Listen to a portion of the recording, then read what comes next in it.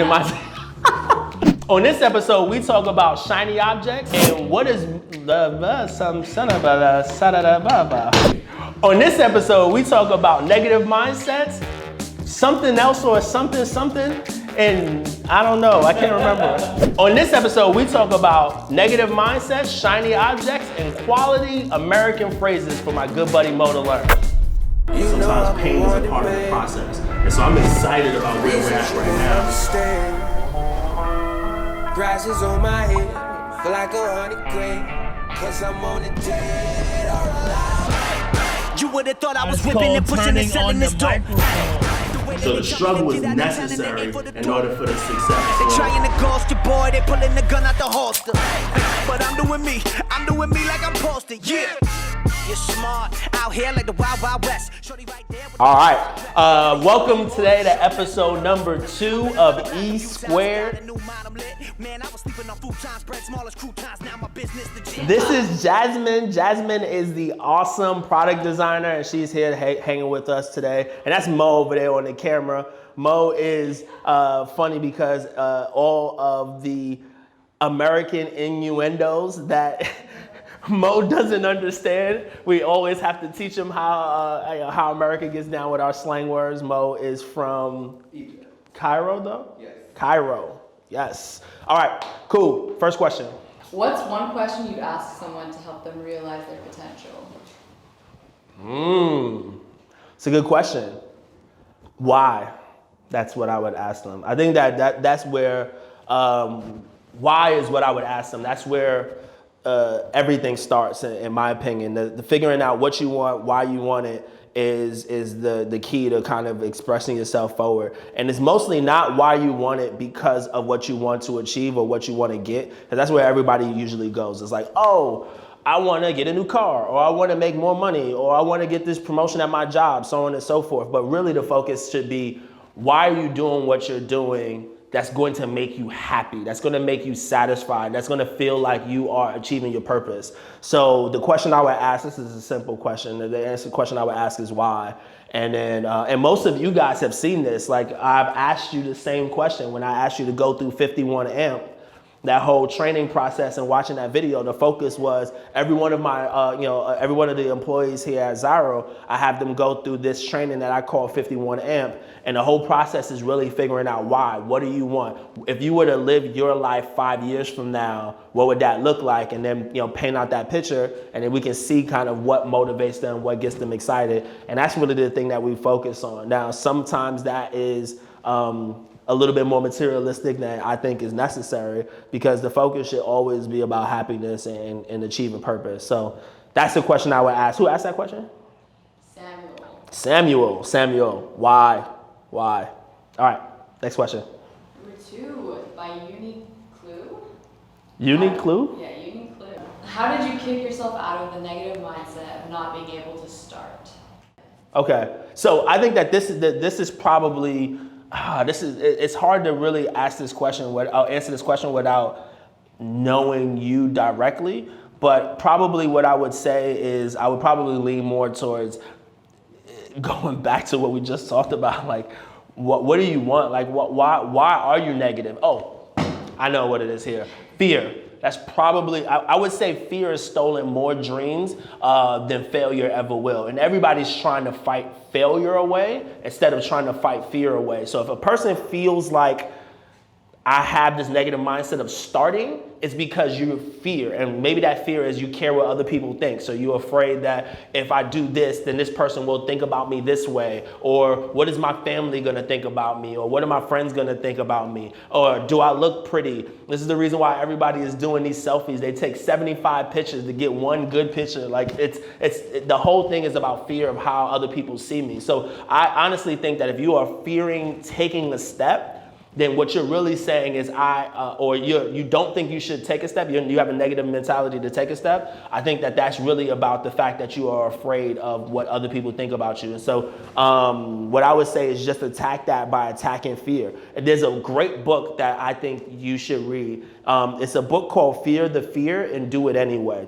And really what it's all basically doing is basically saying, how can I structure your thought process in a way where you don't allow the fear to kill you, but you allow the fear to motivate you to go take over. And a lot of people think that a person like myself, I don't feel fear. Like I literally feel fear every day. I feel fear today. I woke up today with fear. I worry every single day. We've got like 20 some odd employees here, and I feel the fear of not being able to pay them. Right? Like we're still a small startup, right? So my focus is always like, how do I keep food on the table? Every decision that I make impacts, them and their livelihood, right? And so, I feel that fear every single day. But the difference between those who are courageous is not the ones who don't feel fear. It's the ones who feel fear and act in spite of that fear. And that's really what you have to get in the mindset of doing. So a lot of that is about fighting the fear and realizing that what you're saying is there's something inside of me that doesn't allow me to believe in myself enough to make me move forward. And usually, this is not always the case, but I would say 90% of the time it's usually fear, and it's mostly about other people's opinions or fearing that you're not gonna do well or that you won't be successful. You just gotta fight that and move forward. Because at the end of the day, guess what? If you do nothing, zero, you still get nowhere. So it's either you start moving and get closer, or you don't move at all and you stay stuck. And I think that that's really what most people get stuck with. So, all right, next question. D. Glusky asks, at what time did you realize you had to take that next step to elevate yourself to the next level? When did I realize that? Ooh, this is a good story about this. Marvin's about to break something. There's a good story about this. Was somebody just like jumping in the video? No. Oh, there's a good story about this. Actually, it was when I found out I was about to have a child. That was when I decided that there was a whole nother level to this. And I actually told this story in a 51 Amp video of what I went through at that point in time. So this was about almost 7 years ago now, 6.5, 7 years ago.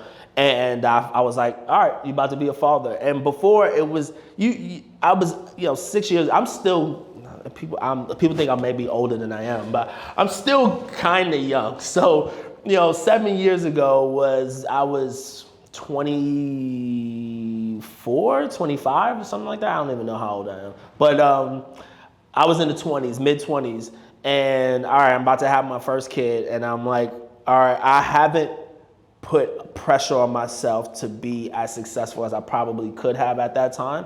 I think that to me, I was just like, I have time. I started my first business when I was 18. I was like, I have time. Like I can make it work. I can do my thing. And by 20 something, I was in a rough place that year that I found out I was going to have a kid, because I had lost like 12 people in my family, my grandmother, my second mom, my grandfather, my father. Like literally I lost 12 people back to back almost every single month that year. And I was a bit depressed. And so I was not doing any business. I was just like, I would like do the baseline minimum things, and then I would just go in my bed and put the covers over my head and just like sulk. And at the time I didn't realize I was in a depression, but I was literally depressed. And then when I met my wife, and I found out, she helped me kind of pull myself out. And later that year, we found out we were going to have a kid.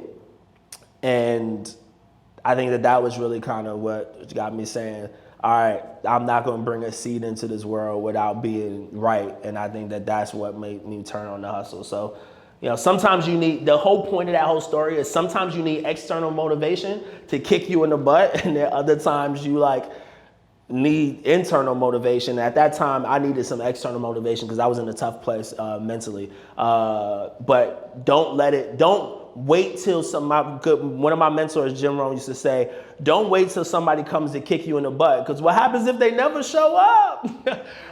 Because if they don't show up, you stay stuck. And so I don't think that you should wait for that. That happened to me where circumstances pushed me there. But, I think that the focus, even like right now, the more success you have, the easier it is to kind of take your foot off the pedal. Right now, our company is growing, pretty well. And it's easy for us to be like, oh, we're growing well, let's stay this way. And that's like, no, how do we double down? How do we grow faster? Because the more success you have, you gotta fight complacency. And I think that that's really the key. So you might be in a place where you're having success. Maybe you got a job and your job is paying you well and you're good to go and you're comfortable and you need to fight that complacency. Or maybe that you suck and everything sucks for you and you're pissed off and everything is horrible and you got to push forward. I think both of them, it's a duality in both things, and you need to be, focused on what side you're on and really push against it. So for me, it was a tough situation in my life that kind of pushed me over the edge. You had somebody in the comment section? Yeah, I can feel Jonathan's energy, man. Jonathan's energy, okay, nice. So he said something I really like. Progress is a process, and today is stuck on instant gratification as opposed to long-term work and achievements. Nice. So I thought that was very powerful. Hey, let's in this video, Marvin, make sure you at Jonathan on here, give him some love, shout out. So follow Jonathan. He's sending some real energy our way. Appreciate you, Jonathan. That's that New York energy. I don't know about that. Y'all don't know about that. The Cairo don't know about that New York energy. All right, cool. Let's go into the next question. All right, the next three. Next three questions are from. Oh, my bad. Next three from Chef Andrew Maynard. Oh, I know who that is. Okay. All right, so the first one is, how do you balance working so hard on your business with your social life and your personal life? So this is similar to what we talked about last week. I just don't believe in balance. You never have balance. Like, there's no reality in balance. Balance is a figment of the imagination. What you need is just harmony. Like, I give you an example. I just had a call with my wife yesterday, and I told her, like, hey, Zyra, we're about to go into a fundraising moment in time over the next couple of months, the next probably 60 days or so. So I'm gonna be running. So that means that I might come home more later over the next 60 days than I normally do. And so you just gotta know how to have harmony. Like, sometimes things are up, sometimes your success is up and sometimes your success is down, and having harmony there is important. So the scenario is, you don't try to manage it. You do what's necessary at the time. You do the best that you possibly can, and then you make adjustments for whatever is happening, moving forward. And so that's a hard question to answer, and it's similar to the question that I answered yesterday or on the last episode. So I would say go back to the last episode. I spent more time on it, but don't try to make it perfect. Do what you can with the time that you have. And don't let anybody, this is what I didn't mention on last episode. Don't let anybody else dictate what you should or shouldn't do. Look, if you want to spend more time hanging out and partying and what you call, this is like 4 fish, the dolphin, the shark, the whale, and the urchin. Maybe another show I'll talk about the differences between them. But I'll talk about one of them, the dolphin, and the dolphin loves to have fun. If you a dolphin, you love to have fun, have fun. Like, if you want to go partying every night and hanging out with your friends and you go out to dinner, do that. Do what makes you happy. Don't let anybody else's societal pressures push you in a direction that you feel is not what you want to do. And there's always a give and take to that. But do what makes you happy. If you want to hang out at home and just be with the family, only thing that I would say is just don't complain about whatever you want. If you watch Netflix every single day and you cool with that, then great, do that. But don't be watching Netflix and be like, oh, I'm so sad that I'm broke. Well, stop watching Netflix then, right? It's that simple. All right, next question. All right, next one is, how do you avoid shiny object syndrome? Who says I avoid it? No. So there's 2 frames of thought that I have in here. So every once in a while, I'll contradict myself. So I'll say something that I'm like, I absolutely believe today, and then tomorrow I get new information, I change my mind. And a lot of people think that that's a bad thing, but I think that is life, right? If you get new information, don't be dumb. Change. If there's a monster in the room one day, or not a monster in the room one day, and then there's a monster in the room the next day, don't say, oh, it's safe because yesterday there was no monster. No, you found out new information, so you don't go in the room or you're gonna get eaten, right? So in this situation, I feel like the best strategy here, like I think shiny objects to me is like ideas. There's always like a new fresh idea of the day, idea of the month, idea of the week. And the question just becomes like, how do you balance the scenario? Me as a person, I consider myself an entrepreneur. Sometimes I do bounce. Like sometimes I'm like, oh, that's a good idea. Oh, that's a good idea. I would love to get that done. You just got to know how to make sure that you don't cross the line, because not everybody thinks in that same framework. Some people are like super focused, super narrow, and they need to be super focused and narrow. So if you come in there and you're like moving things around, like, oh, let's do this and oh, let's do that. Like I would like, Jazz, let me ask you a question. If I, Marvin, where you at? Oh. I gave you a project, Yeah. and then I said, great, let's work on this project. And then like 3 days later, I'm like, you're like, this project is gonna take me 2 weeks. And then 3 days later, I say, okay, work on this other project. And you like, well, I'm 3 days into this first project. It's like, all right, don't worry about that. I got excited about something else. And I'm like, all right, let's work on this next project. Right. And then like 3 days later, I'm like, oh, forget that other project. Let's do this project. Yeah. And you're like, wait, we didn't even finish the last 2 projects. It's like, don't worry about it. I got a new idea. It's exciting. Like you would go, well, you tell me how you would feel. It would be frustrating for sure, because like I see the value for the first project, the second project, and now you're bringing me a third one. It's like I want to see something come out through the end. Yeah. I want to see the value of what my work is doing. Yeah. So, And I think that's most people. Most people want to see, the results that, like, I get super excited every time I walk past a store that has our product in it and like people are using it. Like, that's awesome that you know that you brought something into fruition. But if you always continue to move and change, then you never get that to happen. Now there's a duality where you can be so stubborn that you don't make shifts that need to happen in order for you to have innovation, right? Like in order for you to have shifts and change and say, hey, look, you know, a new competitor just jumped into the market. There's a new way to do things. How would you do it? How would you do it? And so the question just becomes, how do you try to make shifts and changes? How do you think in that way? Marvin, you are just like moving all over the place. You're driving me nuts. All right, next question. all right, this is by J.K. Baines. Do you believe in a higher power? If so, how did it contribute to your success? Why do people say higher power? Why don't you just say God? Do you believe in God? Oh, maybe higher power is something else. Maybe it is. I don't know. So yes, I do believe in God. I just feel like it's hard to imagine that all of these things just popped up. Like I don't know. That's just my perspective. My goal is not to change your philosophy on how you think about things. If you could think that unicorns popped in and put you on the earth, I don't know. Like, I don't care. Whatever you want to believe is up to you. But I do believe that there's a higher power. I just think that our bodies are so intricate. Like, everything works with itself. So for me, I'm a person of faith. You know, I go to church. I do what a person of faith would do. And for me, I'm a Christian. So as a Christian,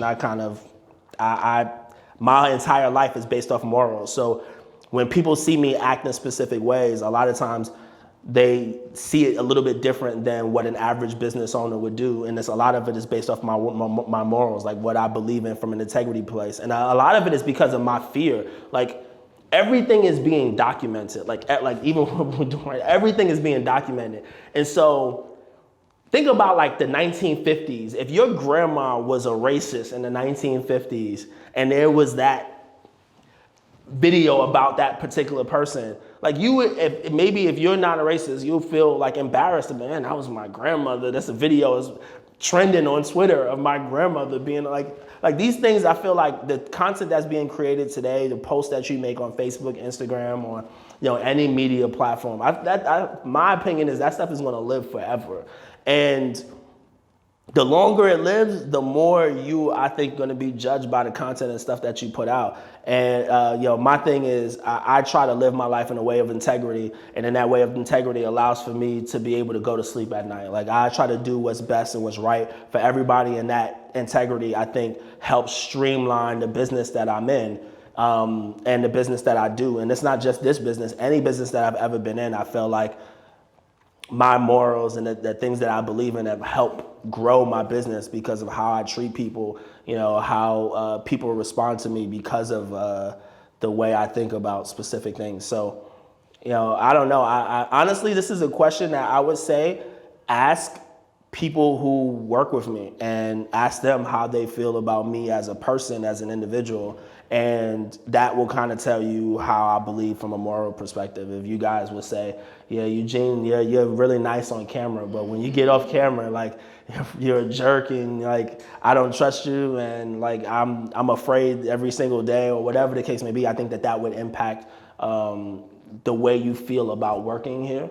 And I think that to me, all of that is based off of how my relationship with my spiritual relationship. And so, yeah, that was a deep question, whoever that is. Yourself. All right. All right, now let's go to questions from people. Okay, from the people. The people. I know. There should be like some thunder in the air. The people.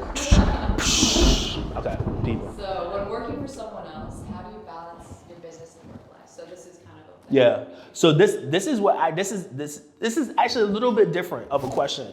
Because I had to do this. Like if you can work a business and a job at the same time. And I think a lot of people are a little bit afraid of doing that. But actually I started Zyro while I was working at Cisco Meraki. So I was still working full time. I would literally, and we got a co-working space literally a block away. And so I would go to work, get off work, go straight to that co-working space and try to work on Zyro. I did that for almost a year before I went full time. And so it's really about saying, like, do you want both? Because a lot of people say, oh, man, I want to start a business. But then you have to, if you want to start a business, but you got to pay your bills, because nobody's about to, like, quit their job because they need to pay their bills, but you still want to start a business, well, then that means that what you do from 9 to 5 is to pay your bills. And what you do from 5 to 9 is to fuel your business or fuel your passion or fuel what you want to do moving forward. So I think that the focus should be wrapped around how I manage my time from a day-to-day basis in order to be able to do that, because it can be done. And the way I did it was I just made sure that from point A to point Z, I always spent the time necessary to grow my business. I think a lot of it is just like cut out leisure time and do the things that are necessary in order for you to be able to be successful, and don't complain about whatever things that you don't have because you weren't willing to put in the time. Because it's hard. Like one thing I will say is it's difficult. Like it's difficult to work 9 to 5 and then say, crap, I gotta go do something for my business for the next 4 more hours. Like not everybody is built to work 15-hour days. Like, I did it for long periods of time, but not everybody's built that way. So you gotta kind of manage your expectations. Maybe you gotta start small and work 2 hours after work instead of 5 or 6. So, all right, next question. Which trending brand do you think will vanish in 5 years? Ooh, Uber. That was fast. Yep, Uber. I think Uber has the best chance to fail and the best chance to be dramatically successful. So I could be extremely wrong or I can be extremely right. But they are way over leveraged for my liking. I mean, I understand what they're doing, but they remind me of Amazon. Amazon was in the red for many, many years, probably over a decade. They were in the red, and they were reinvesting back into the businesses, which is what Uber is doing. But they're doing it at such a high level, it's scary. Like last quarter, they lost $5 billion. Last quarter, 3 months. Imagine losing $5 billion in 3 months. Like that's crazy to me. So yeah, Uber is probably the answer that I would give there. I think that they could be in trouble if the market turns and they can't continue to get funding. Investors start to sour on them. They start not being able to provide value there. I think that could be a huge problem. Last question. Why do we let words, especially negative ones, have so much power? Because we care too much. We care too much about what people think. Honestly, that's really it. Like if you didn't care, you would not let anybody's words impact your thought process. Like I just don't care. Like my wife asked me a question yesterday. She said, Eugene, you're putting out so much content. What do you think people think about you? I'm like, I don't care. Like I literally don't. Like, and it's not that I'm trying to be mean. I just really genuinely don't care. Like if I have the only time people care is when you don't have much going on in your life. I got so much going on every single day. Just letting you take an inch of my mind space is like not worth the time. So every day that I'm thinking about you, I'm not doing what I need to do. And so why would that even worry me? Like, at the end of the day, there's a gentleman by the name of Jeff Olson. He said this thing, and I'll kind of end with this. He said this comment about funerals. And he said, the statistics show that people won't go to your funeral. You live your life for 30, 40, 50, 60, 70, 80, 100 years, and people don't go to your funeral. And then the ones who do, if it rains, 50% of them will duck out. Imagine that. Like, people won't even go to your funeral.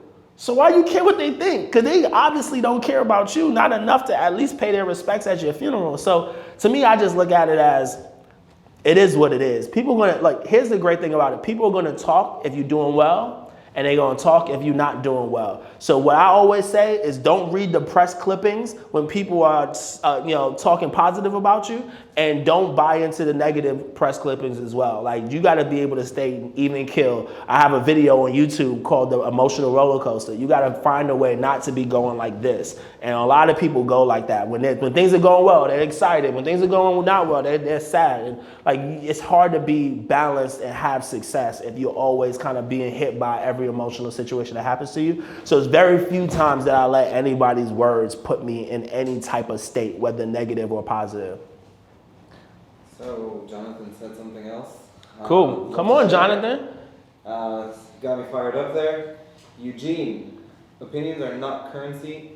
The minute someone's opinion of me can pay my bills, at that point, I'll place value on it. Until then, I keep it moving and do me. Until then, keep it moving and do you. Like, shout out to Jonathan, man. Shout out to Jonathan. Keep it moving and do you. That's a drop of mic there type of situation. Yeah, I agree 100%. Like, the opinions are never going to move you forward. And so why are you worried about it? All right, that is it. We are a wrap. Thank you for episode 2. See you next week. Oh, no, wait. Stop clapping. Why are you clapping? Oh, yeah, because of the sound. Let's throw a question to you guys. So, question of the day. Because it's the intro, you should ask, what is a good phrase for Mo to learn? Ooh. Okay, that's great. You got something? No. Okay, so we have a question for the day. So just like we mentioned earlier today, Mo is from Cairo, so he's always learning crazy new American phrases. So I want you to leave in the comment section some great phrases, American phrases that Mo can learn. Cool? That's what I want in the comment section. All right, thank you so much for your time. I'll see you on the next episode. Peace. Got worth like cash, not a dime, think she more like a stab. And these bands gon' last, her whole life on max. Yeah, ay.